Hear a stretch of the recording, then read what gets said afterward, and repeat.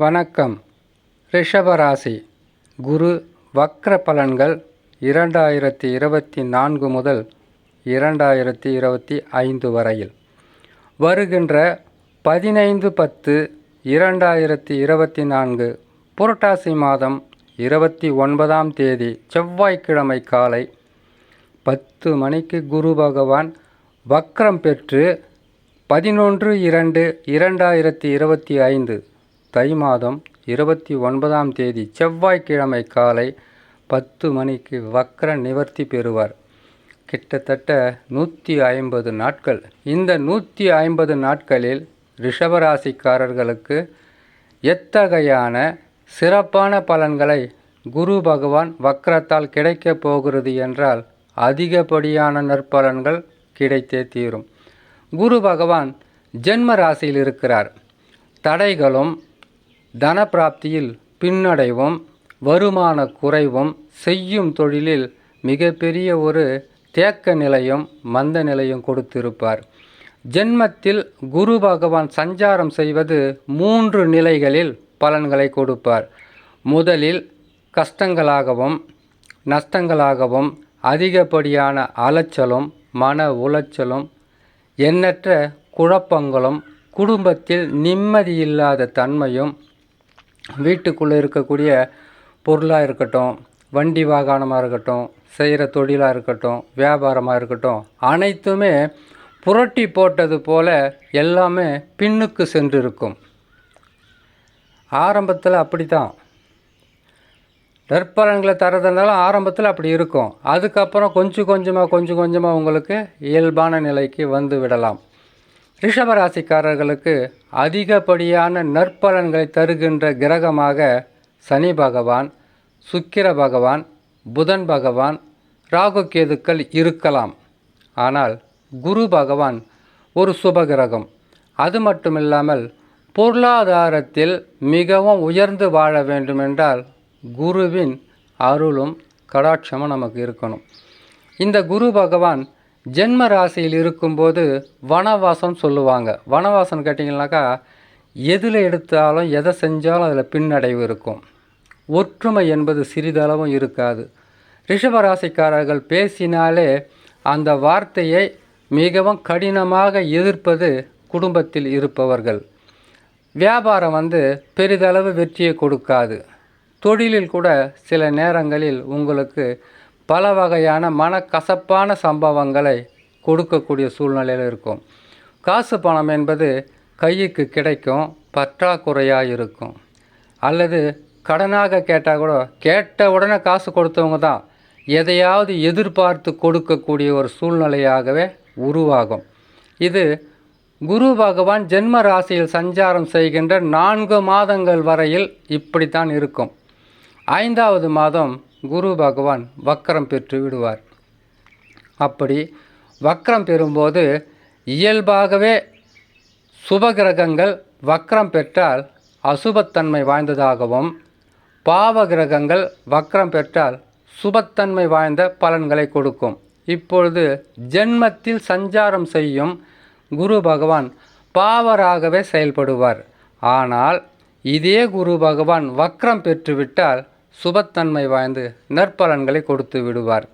அதனால் ரிஷபராசிக்காரர்களுக்கு தொழிலில் வளர்ச்சி இருக்கும், தடைகள் விலகும், குடும்பத்தில் சந்தோஷம் நிலைத்திருக்கும், வருமானம் பெருகும், உங்களுடைய ஆசைகளோ தேவைகளோ அனைத்தும் பூர்த்தியாகும். காரணம் குரு வக்ரம்.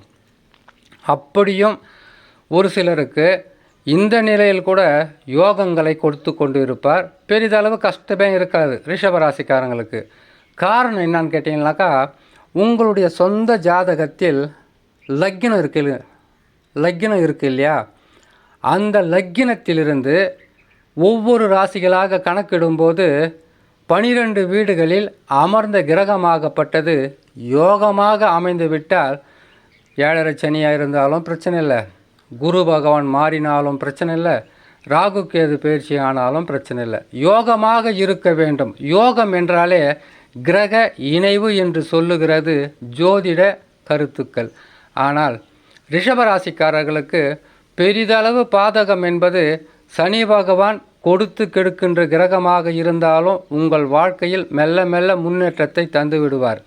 குரு பகவான் 8க்கும் 11க்கும் அதிபதியாக வரக்கூடிய குரு பகவான் சில நேரங்களில் அள்ளி கொடுக்கின்ற வள்ளலாக மாறுவார். திடீரென்று உங்களுடைய வாழ்க்கையை பின்னுக்கு தள்ளியும் சென்று விடுவார். ஆகையால் ரிஷபராசிக்காரர்களுக்கு குரு பகவான் வக்ரம் பெறுகின்ற 150 நாட்கள் என்பது மிகவும் சிறப்பாக இருக்கும். பின்னுக்கு சென்ற குரு பகவான் உங்களுடைய வாழ்க்கையில் முன்னேற்ற பாதைக்கு வழி கொடுப்பார். அது மட்டும் இல்லாமல் 4-5 மாதங்களாக பல வகையிலும் குழப்பத்துடன் இருக்கக்கூடிய இந்த ரிஷபராசிக்காரர்களுக்கு குரு வக்ரம் என்பது மிகவும் சிறப்பான பலன்களை தரும். இதனால் வரையில் உங்களுக்கு கஷ்டங்களோ நஷ்டங்களோ அல்லது பொருள் இழப்புகளோ வருமான குறைவோ குடும்பத்தில் சந்தோஷமில்லாத நிலையாக இருந்தால் குரு வக்ரம் பெற்றால் கட்டாயமாக அனைத்திலும் நற்பலன்களாக இருக்கும். வருமானம் பெருகும், குடும்பத்தில் சந்தோஷம் நிலைத்திருக்கும். இதிலும் சில வித்தியாசங்கள் இருக்கும். ஏன்னு கேட்டிங்கன்னாக்கா, எந்த நிலையிலும் நற்பலன்களை அடைகின்ற யோக ஜாதகம்னு ஒன்று இருக்கும், அல்லது கிரகங்களுடைய மாற்றங்களால் மட்டும் நற்பலன்களை பெறுகின்ற ஜாதகம்னு ஒன்று இருக்கும். அந்த வகையில் பாதக தசாவாக இருந்தால், பாதக தசான்னா கேட்டிங்கன்னாக்கா, உங்கள் லக்கினம் இருக்கும், லக்கினத்திலிருந்து 6-8 அமர்ந்த கிரகங்களுடைய தசாவாக இருந்தால் பெரிதளவு வெற்றி இல்லாமல் என்னத்தை ஜோதிடத்தை பார்க்குறதோ எதை தான் கேட்குறதுன்னு தெரியல. நல்லது நடக்குதுன்றாங்க, நல்லது நடக்க மாட்டேங்குது, கெட்டது நடக்குதுன்றாங்க, நல்லது நடக்குது. இப்படி அவங்களுக்கு கொடுக்கக்கூடிய பலன்களாகப்பட்டது முழுமையான பலன்கள் சொல்லுவது போல் நடக்காமல் மற்ற நிலையில் மாறுபட்டு நடந்துவிடும். ஆகையால் ரிஷபராசிக்காரர்கள் உங்களுடைய சொந்த ஜாதகத்தில் கிரகங்கள் நீசம் பெற்றிருக்கா, அந்த தசா நடக்குதா, கிரகங்கள் பகை பெற்று இருக்கா, அந்த தசா நடக்கா, லக்கினத்திலிருந்து கணக்கு போயிடும்போது 6-8 அமர்ந்த கிரகங்களாக இருக்கின்றதா என்பதை கொஞ்சம் நீங்கள் ஜோதிடத்தில் பார்க்கலாம். இந்த காலத்தில் நிறையா அவங்களே பார்த்துக்கிற ஒரு சூழ்நிலை இருக்குது. அப்படி ஒரு கிரக அமைப்பு இருந்தால் சிறு பாதகமாக இருந்தாலும் குரு மாற்றத்துக்கு பிறகு நற்பலன்களை கட்டாயம் கொடுப்பார் என்று சொல்லி இன்னொரு நல்ல பதிவில் உங்களை நான் சந்திக்கிறேன். நன்றி, வணக்கம்.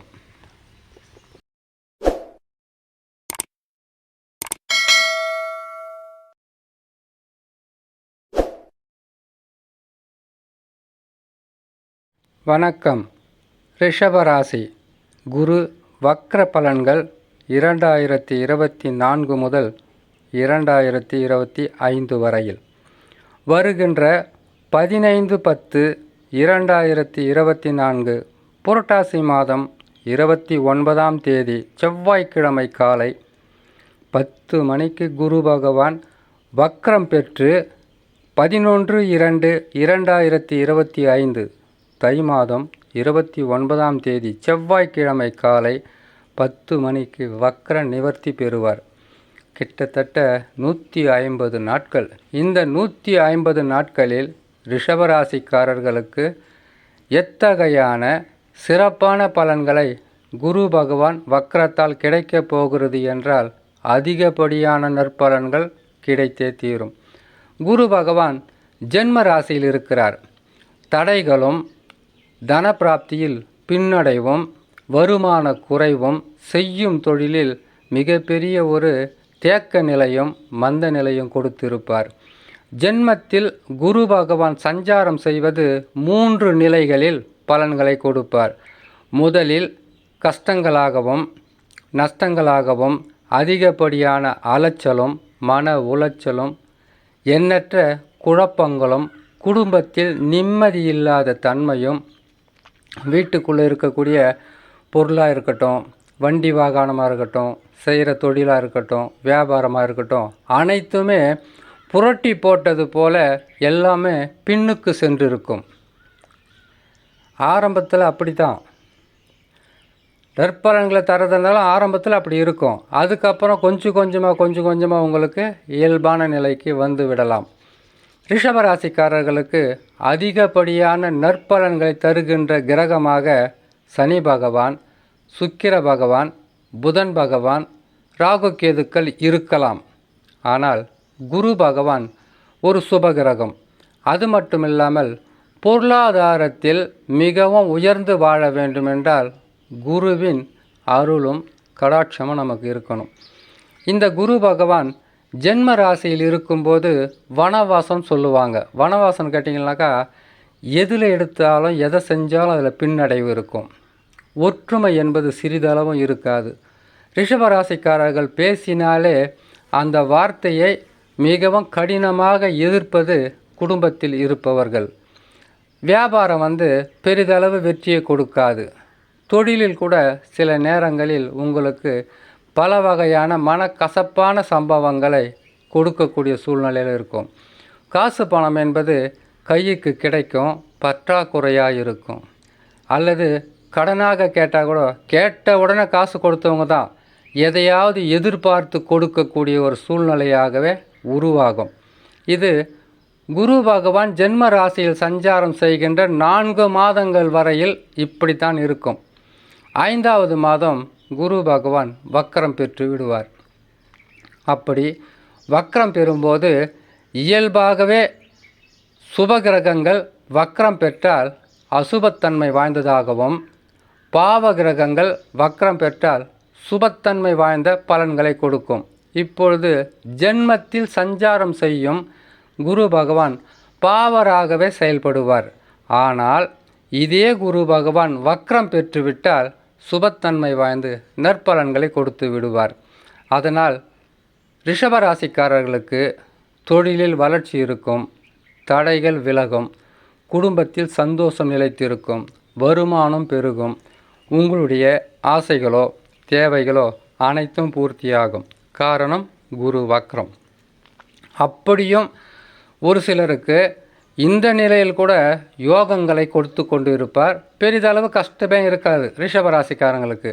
காரணம் என்னன்னு கேட்டிங்கனாக்கா, உங்களுடைய சொந்த ஜாதகத்தில் லக்கினம் இருக்கு இல்லையா, அந்த லக்கினத்திலிருந்து ஒவ்வொரு ராசிகளாக கணக்கிடும்போது 12 வீடுகளில் அமர்ந்த கிரகமாகப்பட்டது யோகமாக அமைந்து விட்டால் 7.5 சனியாக இருந்தாலும் பிரச்சனை இல்லை, குரு பகவான் மாறினாலும் பிரச்சனை இல்லை, ராகு கேது பயிற்சி ஆனாலும் பிரச்சனை இல்லை, யோகமாக இருக்க வேண்டும். யோகம் என்றாலே கிரக இணைவு என்று சொல்லுகிறது ஜோதிட கருத்துக்கள். ஆனால் ரிஷபராசிக்காரர்களுக்கு பெரிதளவு பாதகம் என்பது சனி பகவான் கொடுத்து கெடுக்கின்ற கிரகமாக இருந்தாலும் உங்கள் வாழ்க்கையில் மெல்ல மெல்ல முன்னேற்றத்தை தந்து விடுவார்.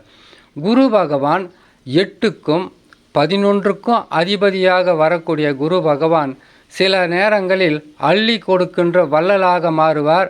திடீரென்று உங்களுடைய வாழ்க்கையை பின்னுக்கு தள்ளியும் சென்று விடுவார். ஆகையால் ரிஷபராசிக்காரர்களுக்கு குரு பகவான் வக்ரம் பெறுகின்ற 150 நாட்கள் என்பது மிகவும் சிறப்பாக இருக்கும்.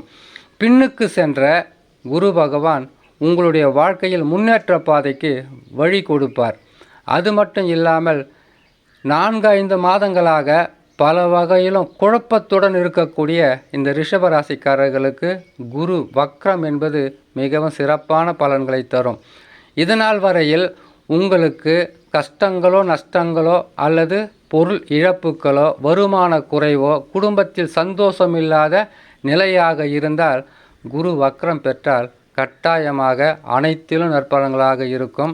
வருமானம் பெருகும், குடும்பத்தில் சந்தோஷம் நிலைத்திருக்கும். இதிலும் சில வித்தியாசங்கள் இருக்கும். ஏன்னு கேட்டிங்கனாக்கா, எந்த நிலையிலும் நற்பலன்களை அடைகின்ற யோக ஜாதகம்னு ஒன்று இருக்கும், அல்லது கிரகங்களுடைய மாற்றங்களால் மட்டும் நற்பலன்களை பெறுகின்ற ஜாதகம்னு ஒன்று இருக்கும். அந்த வகையில் பாதக தசாவாக இருந்தால், பாதக தசான்னா கேட்டிங்கனாக்கா உங்கள் லக்கினம் இருக்கும், லக்கினத்திலிருந்து 6-8 அமர்ந்த கிரகங்களுடைய தசாவாக இருந்தால் பெரிதளவு வெற்றி இல்லாமல் என்னத்தை ஜோதிடத்தை பார்க்குறதோ எதை தான் கேட்குறதுன்னு தெரியல. நல்லது நடக்குதுன்றாங்க, நல்லது நடக்க மாட்டேங்குது, கெட்டது நடக்குதுன்றாங்க, நல்லது நடக்குது.